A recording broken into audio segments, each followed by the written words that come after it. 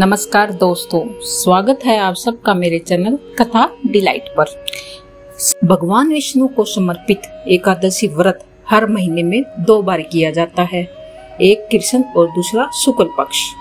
शास्त्रों के अनुसार जो लोग सच्चे मन से एकादशी व्रत करने से जीवन के दुखों का अंत होता है और परिवार में खुशहाली आती है। सावन में एकादशी व्रत करने से विष्णु जी संग शिव जी का आशीर्वाद प्राप्त होता है। सावन के कृष्ण पक्ष की एकादशी को कामिका एकादशी कहते हैं। तो चलिए सुनते हैं 2024 में कामिका एकादशी कब की जाएगी, इसकी सही तारीख, पूजा का मुहूर्त, पारण का समय और इसका महत्व और कथा। कामिका एकादशी पर भगवान विष्णु का पूजन करते हैं तो उनमें सभी देव, नाग, किन्नर, प्रेत आदि की पूजा भी होती है। सावन में कामिका एकादशी का व्रत रखने से भक्तों की सभी मनोकामनाएं पूर्ण होती है और कष्टों से मुक्ति मिलती है। सावन माह के कृष्ण पक्ष की एकादशी तिथि 30 जुलाई 2024 को शाम 4:44 पर शुरू होगी, जो अगले दिन 31 जुलाई 2024 को दोपहर 3:55 पर इसका समापन होगा। अब सुनते हैं कामिका एकादशी व्रत पारण समय। 1 अगस्त 2024 को सुबह 5:43 से सुबह 8:24 तक कामिका एकादशी का व्रत पारण किया जाएगा। इस दिन द्वादशी व्रत की तिथि समाप्त होने का समय दोपहर 3:28 पर है। कामिका एकादशी का क्या महत्व है? शास्त्रों के अनुसार आभूषणों से युक्त बछड़ा सहित गोदान करने से जो फल प्राप्त होता है, वह फल कामिका एकादशी के उपवास से मिल जाता है। सावन के महीने में होने के कारण इस एकादशी का जो महत्व है और अधिक बढ़ जाता है।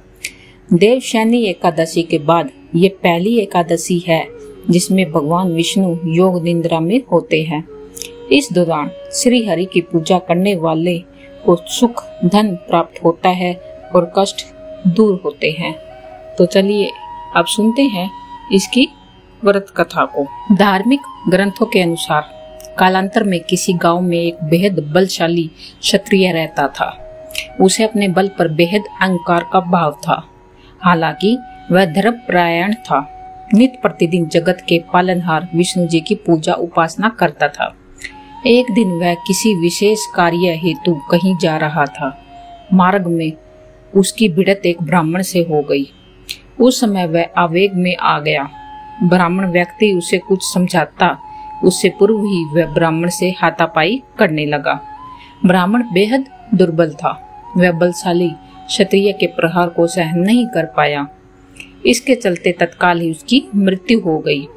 उस समय बलशाली क्षत्रिय सत्ते में आ गया। वह प्रायश्चित करने लगा।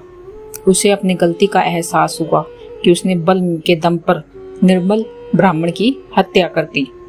आवेग में आकर ब्राह्मण व्यक्ति की हत्या करने से वह बेहद ही दुखी हो गया। यह सूचना पूरे गांव में आग की तरह फैल गई कि क्षत्रिय व्यक्ति ने गांव वाले से क्षमा याचना की। साथ ही ब्राह्मण का अंतिम संस्कार विधि विधान से करने का वचन भी दिया। हालांकि पंडितों ने अंतिम क्रिया में शामिल होने से इनकार कर दिया। उस समय क्षत्रिय ने क्षमा याचना कर फल जानना चाहा। तब पंडितों ने कहा, ब्रह्म हत्या दोष का प्रायश्चित करने के पश्चात हम लोग आपके घर पर भोजन ग्रहण करेंगे। यह सुन क्षत्रिय ने ब्रह्म हत्या दोष प्रायश्चित करने का उपाय पूछा। पंडितों ने कहा कि सावन मास के कृष्ण पक्ष की एकादशी को विधि विधान से जगत के पालनहार भगवान विष्णु की पूजा उपासना करें और साथ ही ब्राह्मणों को भोजन कराएं और दान दक्षिणा दें। ऐसा करने से आप ब्रह्म हत्या दोष से मुक्त हो जाएंगे। कालांतर में क्षत्रिय ने ब्राह्मण व्यक्ति का दाह संस्कार किया। ब्राह्मणों के वचनानुसार सावन मास के कामिका एकादशी तिथि पर क्षत्रिय ने विधि विधान से भगवान विष्णु की पूजा उपासना की। साथ ही ब्राह्मणों को भोजन कराकर दान दक्षिणा दिया। उसी रात क्षत्रिय ने सपने में भगवान विष्णु आकर बोले, तुम्हारी भक्ति से मैं प्रसन्न हूँ। आज के दिन विधि विधान से तुमने मेरी पूजा की है। इस व्रत के पुण्य प्रताप से तुम्हें ब्रह्म हत्या दोष से मुक्ति मिल गई है। कालांतर से कामिका एकादशी का व्रत रखा जा रहा है। तो दोस्तों, आपको आज की वीडियो ये मेरी कैसी लगी, प्लीज कमेंट बॉक्स में जरूर बताएं। और अगर आप मेरे चैनल पर नए हो तो कृपया सब्सक्राइब करना ना भूलें और नोटिफिकेशन बेल का प्रेस करना मत भूलिएगा।